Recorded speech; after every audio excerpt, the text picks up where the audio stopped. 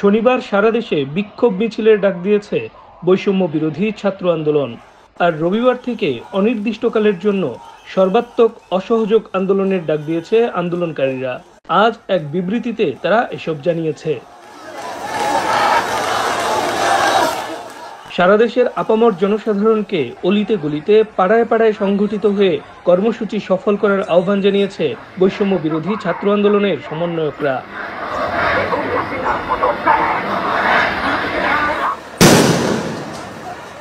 সারা দেশে ছাত্র জনতার আন্দোলনে হামলা করে নির্বিচারে খুনের প্রতিবাদে ও ৯ দফা দাবিতে এই কর্মসূচি পালনের ডাক দেওয়া হয়েছে।